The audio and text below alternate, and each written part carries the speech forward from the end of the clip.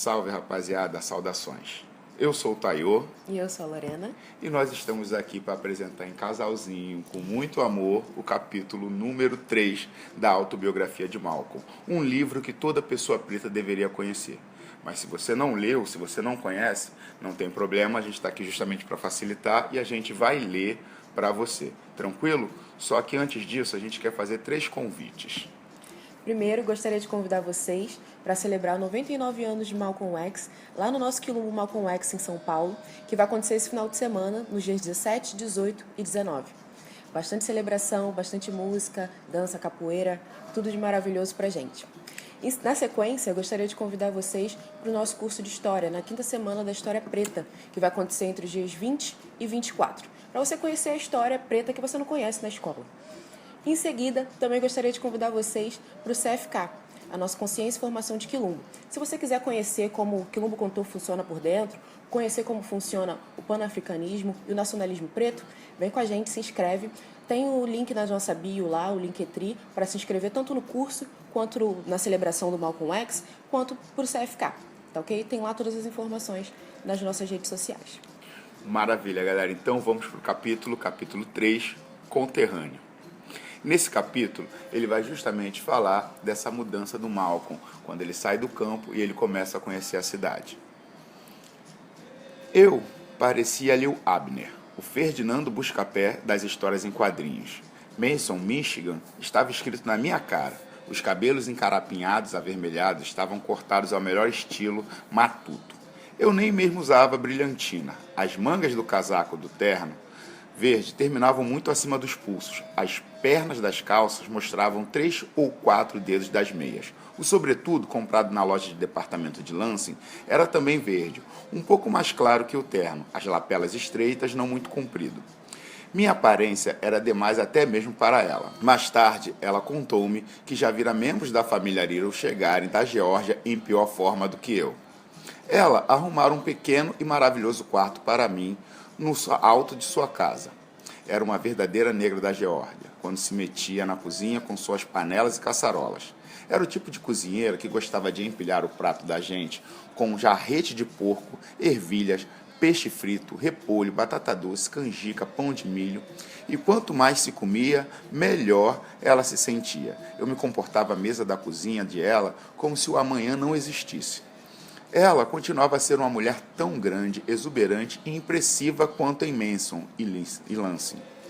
Cerca de 2 semanas antes da minha chegada, ela se separara do marido anterior, Frank, o soldado, a quem eu conheci no verão anterior.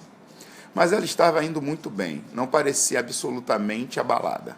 Compreendi logo, embora não o dissesse, que qualquer homem descobriria ser quase impossível viver por muito tempo com uma mulher cujo instinto era dominar e dirigir tudo e todos que estivessem em sua órbita, inclusive a mim. No meu segundo dia em Roxburgh, ela disse que não queria que eu começasse a procurar emprego imediatamente, como fazia a maioria dos negros recém-chegados à cidade.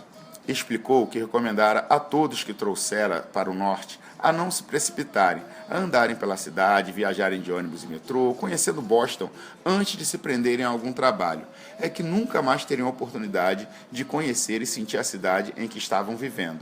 Ela acrescentou que me ajudaria a arrumar um emprego quando chegasse o momento de eu procurar trabalho. Assim, embasbacado, fui conhecer a parte de Roxburgh, da Avenida Waumbach e Humboldt, em Rio, bem parecida com Sugar Hill, do Harlem, onde fui viver mais tarde. Vi negros de Roxburgh se comportando e vivendo de maneira inteiramente diferente de todos os outros negros que já conheci, de uma forma que jamais pude imaginar antes. Aquela era a área dos negros arrogantes, que se intitulava 400, e olhavam desdenhosamente para os negros do gueto, onde vivia Mary, a minha outra e meia-irmã. Pensei em estar vendo ali em Roxburgh negros de alta classe, instruídos, importantes, vivendo bem, trabalhando em bons empregos, ocupando altos cargos. As casas confortáveis ficavam além de gramados bem cuidados. Aqueles negros desfilavam pelas calçadas altivos e distintos, indo para o trabalho fazer compras ou visitas à igreja. Sei agora, é claro, que estava vendo apenas uma versão da cidade grande dos negros bem-sucedidos, que eram engraxates e serventes em Lansing. A única diferença era o fato dos negros de Boston terem sido submetidos a uma lavagem cerebral ainda mais meticulosa e intensa. Orgulhavam-se de serem incomparavelmente mais refinados, cultos e distintos que seus irmãos negros do gueto, os quais viviam praticamente na outra rua. Sob o equívoco lamentável de que eram melhores, aqueles negros estavam se curvando subservientemente para imitar os brancos. Qualquer família preta que vivesse em Boston há tempo suficiente para possuir a casa em que residia era considerada como integrante da elite. Não fazia a menor diferença se tivesse que alugar quartos para cobrir despesas. Mesmo entre eles havia distinção. Os que haviam nascido na Nova Inglaterra olhavam do alto os donos de casas que haviam imigrado recentemente do sul, como era o caso de ela. E uma parcela considerável dos habitantes daquela área de Roxburgh estava na categoria de ela. Eram negros esforçados e trabalhadores que tinham vindo do sul ou das Índias Ocidentais. Aliás, os negros das Índias Ocidentais eram chamados tanto pelos nascidos na Nova Inglaterra como os imigrados do sul de judeus negros. Geralmente eram negros do sul e das Índias Ocidentais que não apenas conseguiam possuir as casas que viviam, mas também pelo menos uma outra casa, que alugavam para terem alguma renda. Os negros arrogantes da Nova Inglaterra geralmente tinham menos do que eles. Naquele tempo, em Roxburgh, qualquer pessoa que pudesse alegar uma situação profissional, professores, pregadores, enfermeiras práticas, também se considerava superior. Os diplomatas estrangeiros podiam pautar seu comportamento pela maneira como desfilavam os carteiros, carregadores de malas e garçons de Roxburgh, dando a impressão de que estavam de cartola e fraque. Acho que 8 em 10 negros daquela parte de Roxburgh, apesar dos títulos ostentosos que davam a seus empregos, na verdade trabalhavam como criados ou em funções subalternas. Ele está nos negócios bancários ou trabalha em seguros, era o que se dizia. Parecia que estavam falando de um Rockefeller ou de um Mellon, e não de um negro de cabeça grisalha e aparência distinta, que não passa de servente num banco ou mensageiro numa companhia de seguro. Estou com uma família antiga, era o eufemismo que usavam para significar as profissões de cozinheira e empregada de brancos, que falavam de maneira tão afetada entre as pessoas de sua gente em Roxburgh, que muitas vezes nem se conseguia entendê-las. Não sei quantos negros de 40 a 50 anos, meros meninos de recados, desfilavam por Roxburgh vestidos como embaixadores, em ternos pretos e colarinho duro branco, a caminho do centro da cidade para seus empregos no governo, nas finanças, na justiça. Jamais deixei de ficar espantado diante da constatação de que tantos negros naquela ocasião e agora podiam suportar a indignidade desse tipo de autoilusão. Não demorei muito a passar dos limites de Roxburgh e começar a explorar Boston propriamente dita. Havia prédios por toda parte aonde eu ia, placas, indicadores e estátuas por acontecimentos e homens famosos. Encontrei uma estátua no Commons de Boston que me deixou surpreso, a de um homem negro chamado Crispo Atticus, que fora o primeiro homem a tombar no massacre de Boston. Nunca antes eu ouvira falar em algo parecido. Eu vagava por toda parte. Numa direção, fui até a Universidade de Boston. Outro dia, fiz a minha primeira viagem de metrô. Quando a maioria dos passageiros saltou, fui atrás. Estava em Cambridge. Circulei por todo o campus da Universidade de Harvard. Já tinha ouvido falar de Harvard, embora não soubesse muita coisa a respeito. Naquele dia, ninguém seria capaz de imaginar que 20 anos depois eu faria uma conferência no fórum da Faculdade de Direito de Harvard. Também fiz muitas explorações pelo centro. Não consegui entender por que uma cidade precisava de 2 grandes estações ferroviárias, a North Station e a South Station. Passei muito tempo nas 2 estações, observando as pessoas chegarem e partirem, e fiz o mesmo na estação rodoviária, onde ela fora me buscar. Minhas explorações levaram-me também até o porto, onde vaguei pelas docas, lendo as placas que falavam dos antigos veleiros que ali costumavam atracar. Numa carta para Wilfred, Hilda, Filbert e Reginald, que continuavam em Lansing, contei tudo o que vira. Falei das ruas estreitas e sinuosas, calçadas com pedras arredondadas, das casas espremidas umas contra as outras. Falei também que ficavam no centro de Boston as maiores lojas que eu já vi, assim como os maiores restaurantes e hotéis de brancos. Tomei a decisão de assistir a todos os filmes que fossem exibidos nos excelentes cinemas, dotados de ar-condicionado. Ao lado de um desses cinemas, o Lowell, em Massachusetts Avenue, ficava o imenso e excitante Roseland State Ballroom. Grandes cartazes na fachada anunciavam as bandas nacionalmente famosas, tanto brancas quanto negras, que já haviam se apresentado ali. Quando lá estive pela primeira vez, o espetáculo, na próxima semana, era Glenn Miller. Lembro de ter pensado que quase todas as músicas tocadas nos bares da escola de Manson eram de Glenn Miller. O que a turma não daria, pensei, para estar no lugar em que a banda de Glenn Miller iria realmente se apresentar. Naquele momento eu não tinha a menor ideia de como iria me tornar familiarizado com Rosalind. Ela começou a ficar preocupada, porque eu não ficava muito na Rio, a parte de Roxborough, onde vivia a elite negra, mesmo depois de já haver passeado bastante por Boston. Estava sempre insinuando que eu devia me ligar aos jovens da minha idade, que costumavam se encontrar na Townsend Drugstore, a 2 quarteirões da casa dela e mais 2 ou 3 outros lugares. Mas antes mesmo de ir para Boston, eu já me sentia e me comportava em relação aos jovens da minha idade como se não passassem de garotos, no mesmo nível do meu irmão menor Reginald. E eles sempre me consideravam como se fosse bem mais velho. Em lance, nos fins de semana, para onde eu ia afastando-me dos brancos de Mason, sempre me ligava a turma de Wilfred e Filbert. Embora todos fossem vários anos mais velhos, eu era maior do que muitos e parecia ter mais idade que a maioria. Não queria desapontar ou irritar ela, mas apesar dos seus conselhos, comecei a frequentar o gueto negro, aquele mundo de mercearias, prédios de apartamentos sem elevador, restaurantes ordinários, salões de sinuca, bares, igrejas à beira de calçada e lojas de penhor parecia exercer uma atração natural sobre mim. Não apenas aquela parte de Roxborough era muito mais emocionante, como também eu me sentia mais à vontade entre negros que eram eles mesmos e não procuravam se exibir. Muito embora vivesse na Rio, meus instintos não eram e continuam a não ser o de me sentir melhor do que qualquer outro negro. Passei o primeiro mês em Boston praticamente boquiaberto. Os jovens gatos, vistosamente vestidos, que faziam ponto nas esquinas e nos salões de sinucas, bares, restaurantes e que obviamente não trabalhavam em parte alguma, atraíam-me irresistivelmente.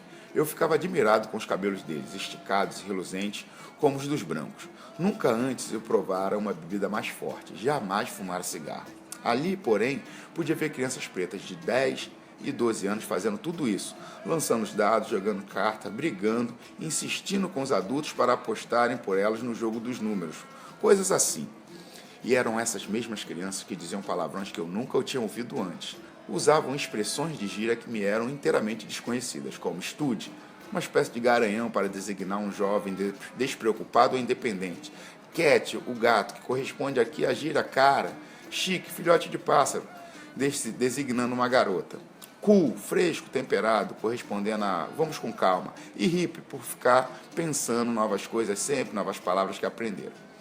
Eu ficava chocado ao ver ocasionalmente, em geral depois do anoitecer, uma garota branca e um negro desfilando pelas calçadas de braços dados ou casais mistos nos bares bem iluminados, sem se preocuparem em se ocultarem nos cantos mais escuros, como acontecia em Lansing. Também contei isso em carta para Wilfred e Filbert. Eu queria arrumar um emprego pessoalmente, a fim de fazer uma surpresa a ela. Uma tarde, algo me disse para entrar num salão de sinuca por cuja vitrine estava espiando.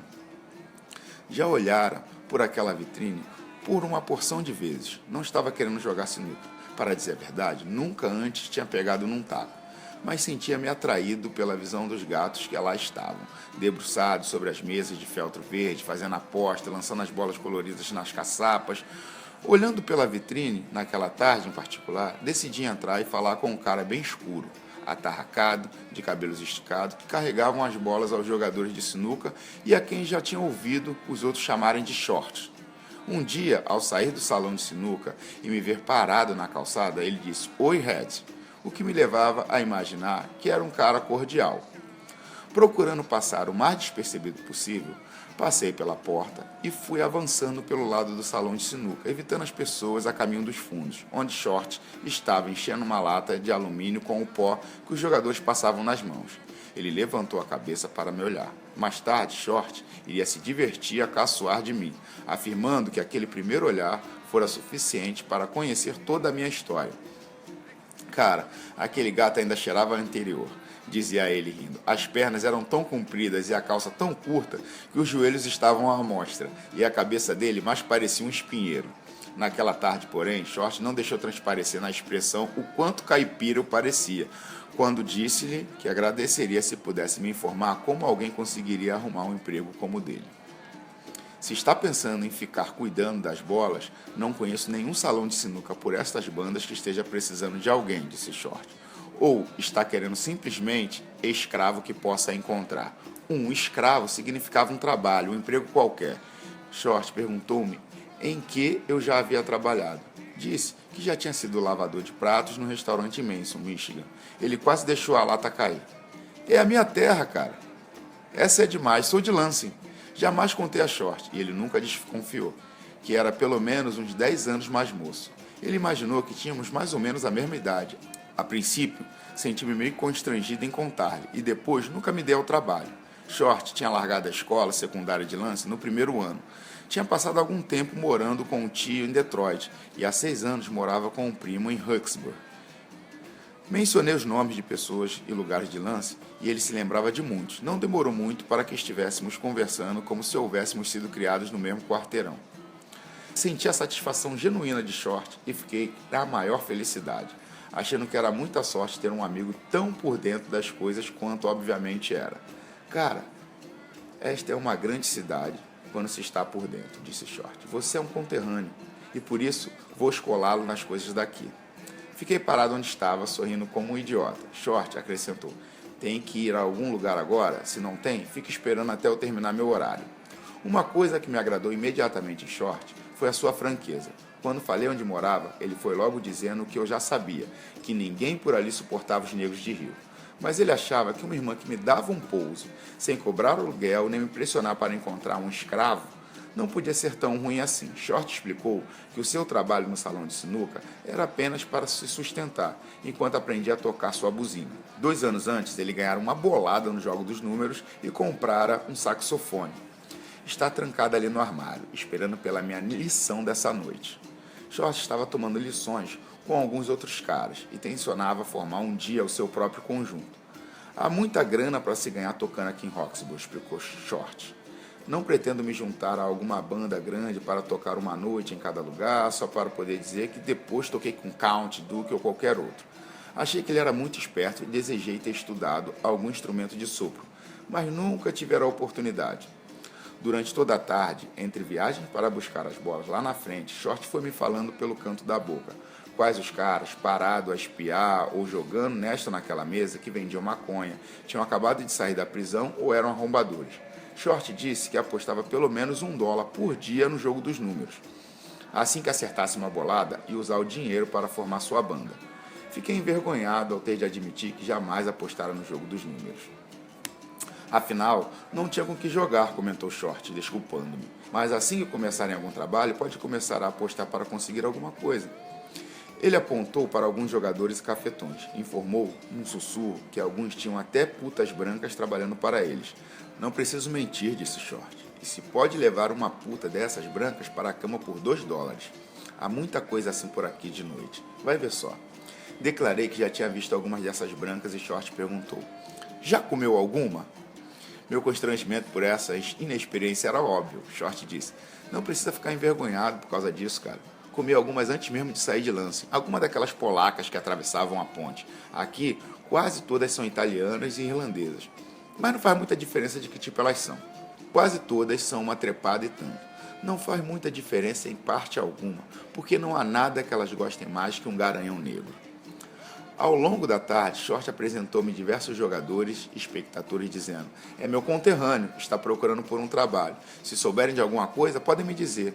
Todos disseram que avisariam se soubessem de alguma coisa. Às 7 horas, quando o cara que ficava cuidando das bolas durante a noite chegou, Short me disse que tinha que correr para a sua aula de saxofone. Antes de sair, porém, ele me ofereceu $6 ou $7 que ganhara naquele dia em gorjetas.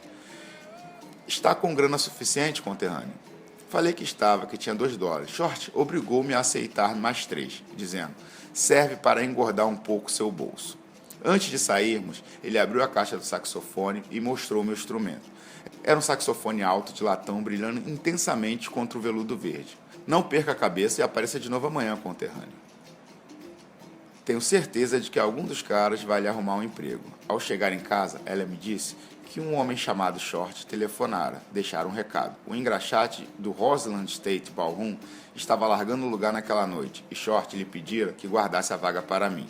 Não tenho a menor experiência em engraxar sapatos, Malcolm, disse ela. A expressão e o tom de voz dela disseram-me que não ficaria muito satisfeita se eu aceitasse aquele emprego, mas confesso que não me importei muito, pois já estava entusiasmado só de pensar em estar por perto de alguma das maiores bandas do mundo. Nem mesmo esperei para jantar. O salão de baile estava todo iluminado quando lá cheguei. Um homem na porta da frente estava deixando entrar os integrantes da banda de Benny Goodman. Disse-lhe que queria falar com o engraxate, Fred. Vai ser o novo engraxate? Perguntou ele. Respondi que achava que sim, o homem riu. Quem sabe se não vai também acertar uma bolada no jogo dos números e comprar um Cadillac. Ele me disse que eu iria encontrar Fred lá em cima, no banheiro dos homens, no segundo andar. Antes de subir, fui dar uma olhada no salão do baile. Quase não pude acreditar no imenso tamanho daquele chão todo encerado. Na outra extremidade, sob luzes suaves, meio rosadas, ficava o palanque da banda, com os músicos Benny Goodman andando de um lado para o outro, rindo e falando, arrumando seus instrumentos e a estante de música. No banheiro dos homens lá em cima, fui recebido por um cara de pele parda, cabelos esticados. Você é o conterrâneo de Short? Respondi que sim, e ele disse que era Fred. Short é um cara e tanto, disse Fred. Veio me procurar assim que soube que eu acertara uma bolada e calculou que iria me mandar daqui. Contei a Fred o que o homem lá na entrada falara a respeito de um Cadillac. Ele riu e disse, esses brancos sempre ficam queimando de inveja quando a gente ganha uma bolada. Eu disse mesmo a eles que ia comprar um Cadillac, só para chatear. Fred me disse em seguida que ficasse prestando muita atenção que ia passar aquela noite trabalhando. Eu devia observar tudo, mas sem atrapalhar. Ele tentaria me aprontar para assumir no próximo baile, dentro de 2 noites. Enquanto arrumava a cadeira de engraxate, Fred me disse, chegue aqui bem cedo. Deixe os panos e as escovas aqui embaixo. Os vidros de verniz, a graxa e as escovas de camurça ali. Com tudo no lugar certo, não precisa desperdiçar movimentos. Aprendi que o engraxate também devia ficar de olho nos fregueses que estavam deixando o mictório. Nesse momento, o engraxate deveria se adiantar e oferecer uma pequena toalha de mãos. Muitos caras que não estavam pensando em lavar as mãos ficavam embaraçados quando a gente oferece a toalha. E é um dos melhores negócios aqui do centro. Custa apenas 1 cento para se levar cada toalha e dá para ganhar gorjetas de pelo menos 5 centos. Os fregueses de engraxate e os que recebiam uma toalha deviam ser tratados como umas 2 escovadelas na roupa. Uma gorjeta de 5 ou 10 centos dá a eles esse direito, disse Fred. Mas por 25 centos não custava nada dar uma de Uncle Tom. Os brancos adoram. É assim que faço eles aparecerem por aqui 2 e até 3 vezes em cada noite. Os primeiros acordes da música começaram a soar lá embaixo. Acho que fiquei extasiado, porque Fred disse, nunca vi um baile? Pois pode descer para dar uma olhada. Uns poucos casais já estavam dançando sob as luzes coloridas. Para mim, no entanto, muito mais emocionante foi observar a multidão que estava entrando. Ali estavam as mulheres brancas mais lindas que eu já tinha visto, jovens e velhas. Os gatos brancos comprando ingressos na bilheteria, enfiando maços de notas verdes de volta nos bolsos, deixando os casacos das mulheres na porta, segurando-as pelo braço e levando-as para dentro do salão. Fred já estava atendendo alguns fregueses quando voltei lá para cima. Entre a cadeira de engraxate e as toalhas que me entregava, no momento em que os fregueses se aproximavam da pia, Fred parecia estar fazendo 4 coisas ao mesmo tempo. Pegue a escova de roupa e entre em ação, disse-me ele. Bastam 2 ou 3 escovadelas, mas faça eles sentirem. Quando o movimento diminuiu um pouco, ele comentou, não viu nada esta noite. Espere só até eu ter um baile de crioulos. A nossa gente faz esse lugar estourar de verdade. Sempre que tinha um momento de folga, Fred aproveitava para me dar alguma instrução. Guarde os cordões de sapato nesta gaveta. Como está começando, vou lhe dar os que estão aqui dentro. Pode comprá-los por 5 centos no par e vender a 25. Se o freguês estiver precisando de um cordão novo, nunca se esqueça de dizer. Parecia que todos os discos de Benny Goodman que eu já tinha ouvido estavam sendo tocados no salão lá embaixo. Durante outra pausa no movimento, Fred me deixou descer novamente para escutar um pouco. Peggy Lee estava cantando ao microfone. Era sensacional. Ela acabara de entrar na banda. Era da Dakota do Norte e estava cantando com um grupo em Chicago quando a senhora Benny Goodman a descobrira. Segundo ouvimos alguns fregueses comentando. Peggy Lee era um tremendo sucesso. Também fiquei impressionado quando entrei aqui pela primeira vez, disse Fred sorrindo, quando voltei. Mas quero que me diga uma coisa, alguma vez na vida já engraxou sapato? Ele riu quando eu respondi que não, à exceção dos meus próprios sapatos. Pois então vamos tratar de trabalhar. Eu também nunca tinha engraxado sapato antes. Fred sentou na cadeira e começou a trabalhar em seus próprios sapatos. Escova, verniz líquido, escova, graxa, o pano de lustro, verniz. Etapa por etapa, Fred me mostrou o que fazer. Mas tem que trabalhar muito mais depressa do que isso, não se pode perder tempo. Fred mostrou o quão depressa podia trabalhar, nos meus próprios sapatos. Depois, como o movimento diminuísse, ele teve tempo de fazer-me uma demonstração de como instalar o pano de lustro como se fosse fogos de artifício. Pegou como é? Perguntou Fred. Ele repetiu bem devagar. Descia da cadeira e experimentei nos sapatos dele. Tinha pegado o princípio. Só que tem que fazer mais depressa, explicou Fred. É um barulho para enganar os trouxas, só isso. Faz os gatos darem gorjetas melhores, porque pensam que a gente está se matando de trabalhar. Ao final do baile, Fred havia me deixado engraxar os sapatos de 3 ou 4 bêbados extraviados que conseguira persuadir a sentar na cadeira. Eu tinha praticado, aumentando cada vez mais a velocidade nos sapatos de Fred, até que ficaram brilhando como espelhos. Terminando o baile, depois que ajudamos os serventes a limpar o salão do baile, jogando fora os papéis, pontas de cigarro e garrafas vazias, Fred teve a camaradagem de me levar em seu carro até a casa de ela, em Rio. Era um Buick marrom que ele disse que ia vender. Acho que não há problema se eu lhe disser para ter sempre à mão umas 2 dúzias de camisas de Vênus. Pode cobrar 25 centes cada uma. Notou os caras que apareceram por lá quase no final do baile? Quando eles estão com as garotas novas e as coisas vão indo muito bem, vão lhe pedir camisinhas. Cobre $1 e geralmente ainda vai receber uma gorjeta extra. Pausa, fitando-me atentamente. Acho que ainda é muito novo para outros negócios. Os caras vão lhe pedir uísque, alguns vão querer baseados, mas não precisa ter nada disso, a não ser as camisas de Vênus. Até saber direito quem atira e quem não é. Antes de eu saltar do carro diante da casa de ela, Fred me disse: dá para ganhar 10 ou 12 dólares em cada baile se trabalhar direitinho. O mais importante é não esquecer que tudo nesse mundo é um golpe atrás do outro. Até a vista, Red. A próxima vez que me encontrei com Fred foi no centro de Roxbury.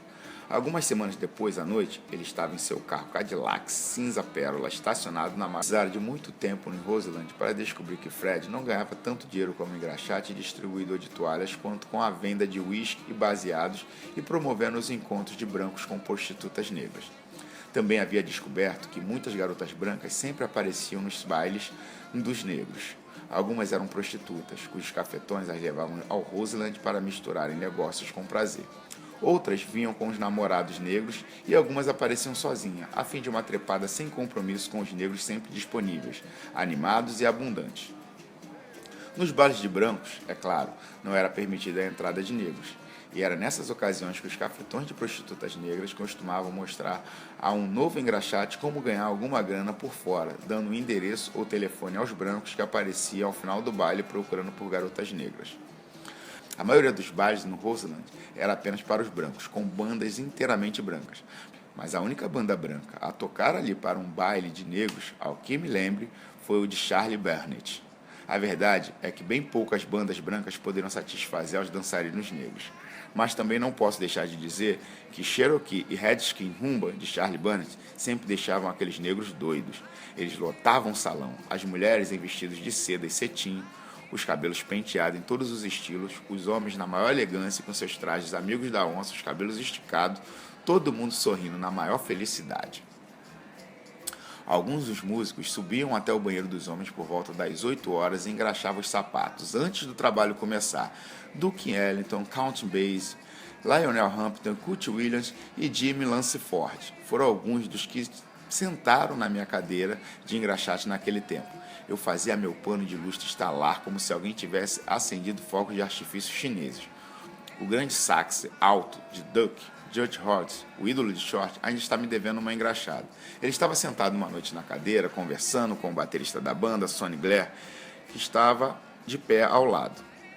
Bati na sola dos seus sapatos para indicar que já tinha terminado. Hodges desceu da cadeira, estendeu a mão para o bolso, a fim de tirar o dinheiro para me pagar, mas depois puxou a mão para gesticular na discussão amigável e simplesmente esqueceu de pagar, indo embora. Eu não podia incomodar o homem que podia fazer o que conseguia com Daydream.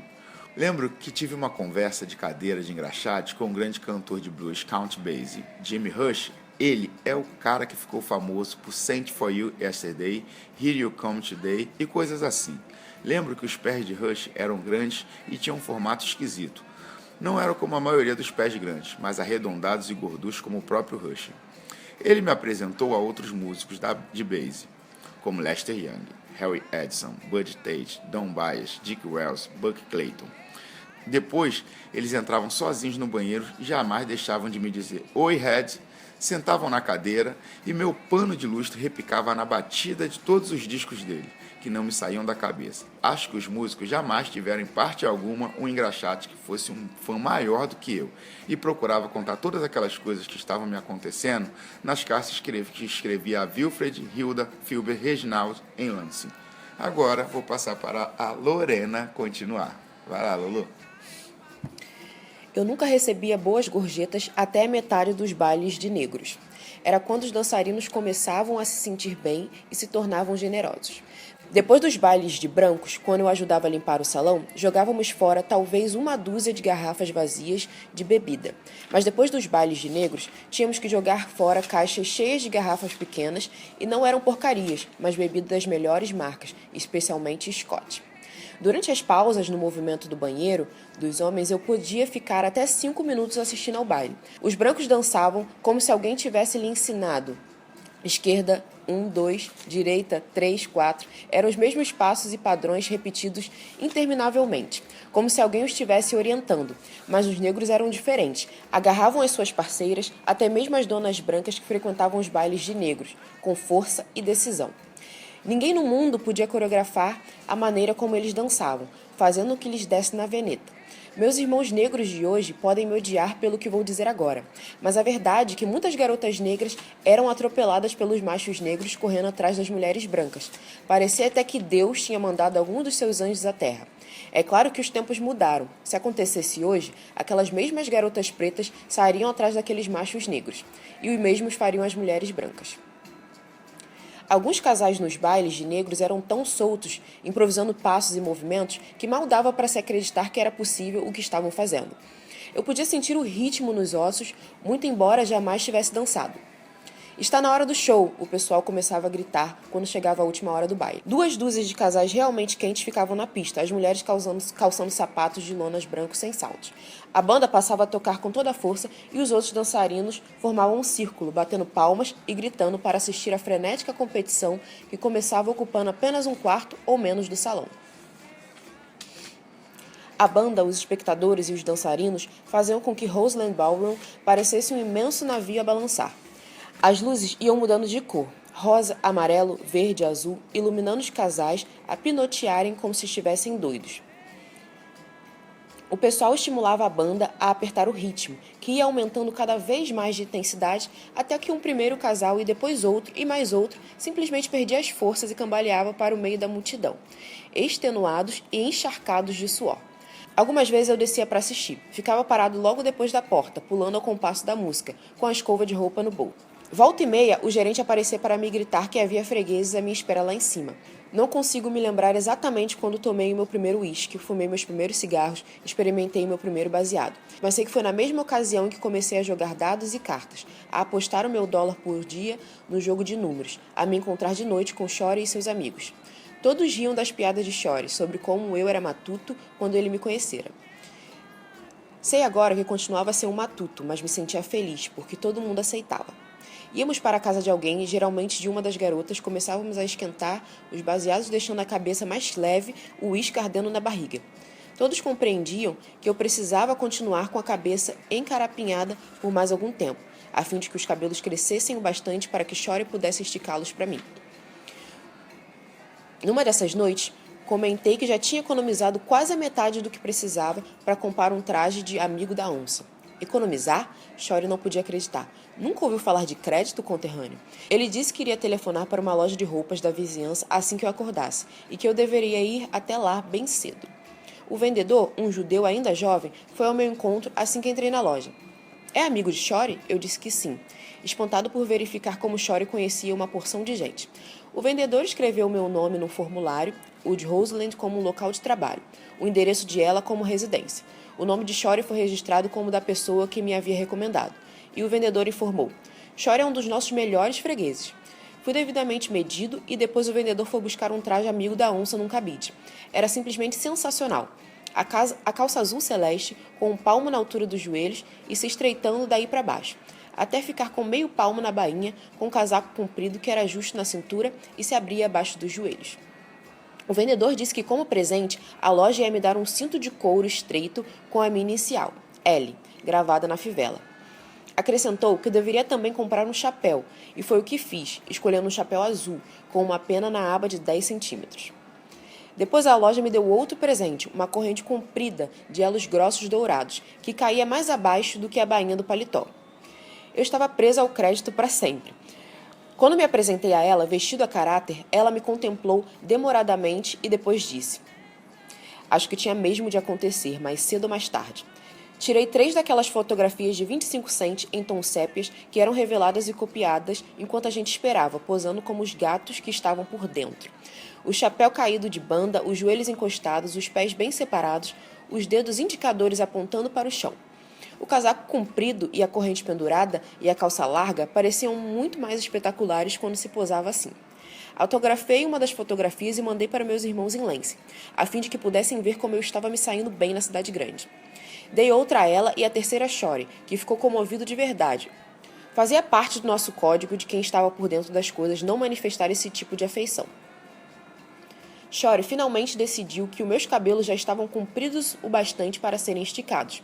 Prometera me ensinar como fazer para me livrar dos preços de 3 ou 4 dólares das barbearias, preparando o congolese a mistura especial e depois esticando os cabelos pessoalmente.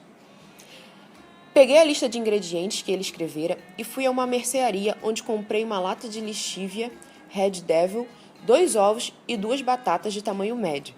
Depois, numa drugstore, perto do salão de sinuca, comprei um pote grande de vaselina, uma barra de sabão, um pente de dentes largos e um pente de dentes finos, uma mangueirinha de borracha com um spray de metal, um avental e um par de luvas de borracha. Vai fazer a primeira esticada? Perguntou o homem da drugstore. E sorrindo orgulhosamente respondi, exatamente. Shorty pagava 6 dólares por semana para ter direito a um quarto no apartamento miserável do primo, que não estava no momento em que lá apareci. Ele passava tanto tempo com sua mulher que é como se o apartamento fosse meu, disse Shorty. Agora preste atenção. Ele descascou as batatas e depois cortou-as em fatias finas, jogando um pote grande. Começou a remexer com uma colher de madeira enquanto ia despejando um pouco mais da metade da lata de lixívia. Nunca use uma colher de metal, disse-me ele. A lixívia deixaria toda preta. A mistura da lixívia com as batatas resultou numa massa gelatinosa. Shorty quebrou os 2 ovos e jogou lá dentro.